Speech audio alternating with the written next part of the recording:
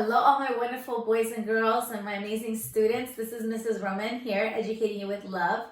Today we are on Go Math Lesson 2 of Chapter 9, and it's all about how can you translate between equations and tables. How can we do that? So let's check it out. Here I am giving you, make sure you have your notebook and you're writing this down and you have enough space to show all your work when it's time to do work, okay? Please draw the table. Let's write the equation for number one. Number one says y equals, something equals, here's the other part to balance it out, 3 times some number, 3x plus 4. So 3 times something plus 4 will give you y. All right, we're going to lay this out on the table. Input. Input means what are you putting in? And I think, what am I putting in the machine? And then I put it into the machine. If I put that number into the machine, what pops out of the machine, okay? What's my product? What does it give me? So if x is supposedly 3, here's x. And if x is supposedly 3, what would y be? So we have to do some calculations. Let's go ahead and do that. 3, I'm going to replace this x with a 3.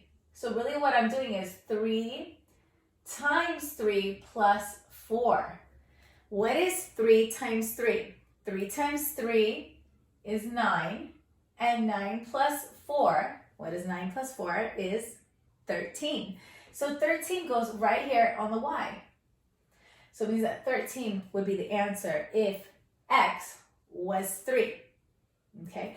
This work that I'm doing right here, please just do it on the side or on a separate sheet of paper for number 1. I'm going to go ahead and erase it here, and I'm going to continue with my table.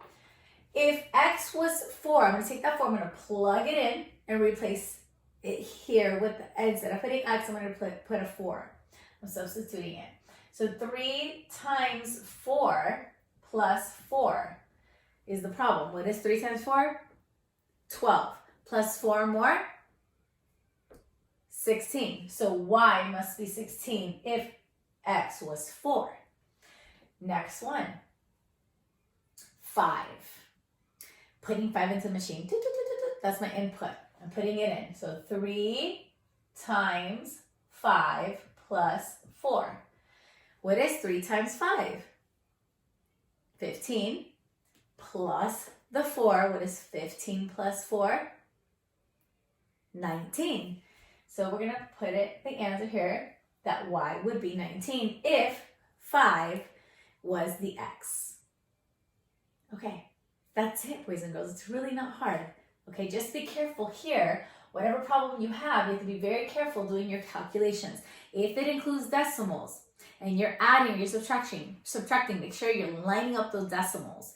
Okay, always double check your work. You could do it by hand and then follow up with double checking your work with the calculator. It doesn't hurt to double check your work, but always try it by hand. You need to use your brain. Number 2, here's the table. This time we have a different challenge. You're going to see this in your practice problems. You have to write an equation for the relationship shown in the table. So we have a table here. Here's x and here's y. This time our table is not vertical. It's horizontal. But nothing really changes for us. It's the same concept where if you put in x, what is y? Okay, so we need to figure out like a pattern here. We need to figure out what is happening. We have to try to figure out what is happening, what operations are the number is increasing or decreasing to help us to determine what my equation can possibly be. So if x, here's x, something happened to x. Something happened to x to give me y. So what happened to 2 to give me 16? There's a few questions I have to ask myself. One question is, did the number increase, go up, or decrease? If it's increasing, that means it's multiplying or being added, okay? If it's decreasing, going down, that means it's probably being divided or it's being subtracted.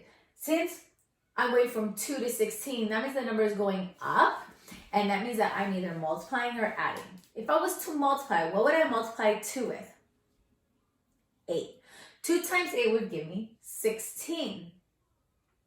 I have to see if this works across the board. If it works across the board, then that is the answer, that x is being multiplied by 8 every time, okay?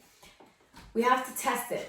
It's like when you have a hypothesis in science, and then you have to test it to become the theory, right? So we can't test it here because there's a question mark. We don't know what y becomes, so let's go to the next one. We said that the x times 8 will give me y. So 4 times 8, is 4 times 8 32? Whoa, yes it is. Is 5 times 8 40? Yes it is. So we found it. What is happening to x every time? X times b is being times by 8, and that will give me y. So my equation is x times 8 equals y. You can write it this way, or you can write it as 8x equals y. These are both called equations because they have a variable and an equal sign. We also need an answer for what goes in this mystery box. Well, if we know the equation was 3 times 8 gives me y, then anything x times 8 gives me y. In this case, x is 3, so 3 times 8 gives me 24, so 24 goes in this box. All right, boys and girls, remember, ask yourself, what happened to x to give me y? Did the numbers increase? If they did, it's addition or multiplication. If the numbers decrease, that means that you're probably going to be subtracting or dividing. And sometimes you might even have multiple steps, so be cautious of that, okay? You got this. Here we have a table. I have the equation as y equals x plus 1. Now, I don't have a lot of information here. All I know is that every time I have x and I add it with 1, I will get y, okay? Can't do anything with that unless I know the value of x. So here comes this little table. And with this table, I have x, and that's called my input. And right next to it, I have y, and that's called my output. And so what happens here is that it's telling me, in this case, that x can be 3. If it's 3, what would y be? So I go back to my equation, x plus 1. So I have to do 3 plus 1. And 3 plus 1, we can write it just inside the same box. 3 plus 1 will equal 4. So y is 4.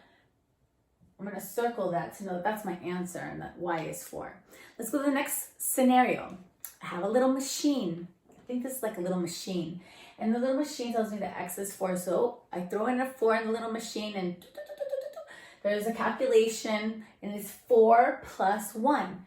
So 4 plus 1, what pops out of the machine? 5. So y is 5, okay? Now, what if I have a little machine and it tells me that x is 5 this time?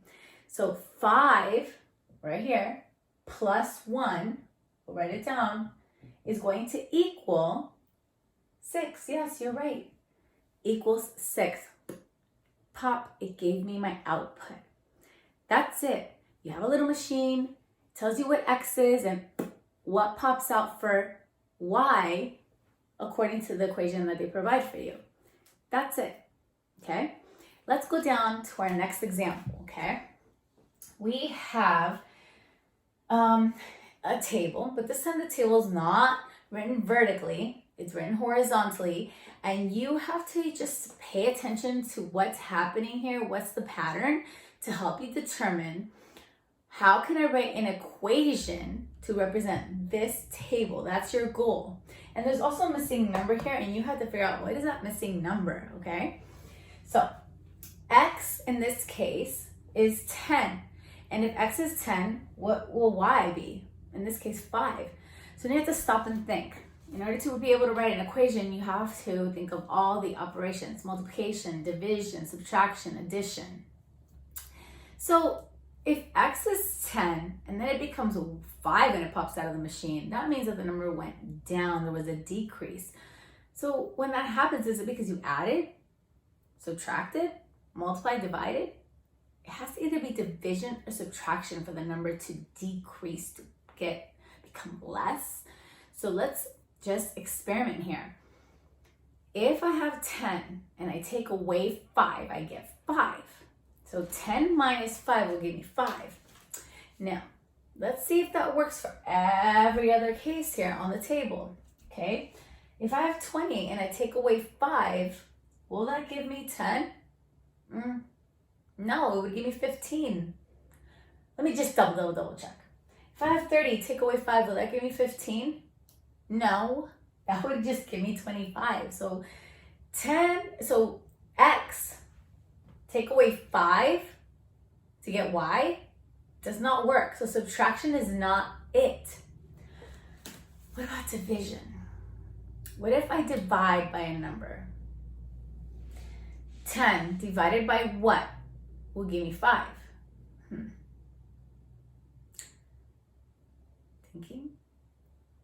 Think. 10 divided by 2, right?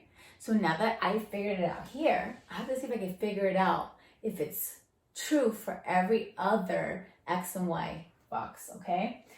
20 divided by 2, basically am I cutting in half? What's half of 20? 10.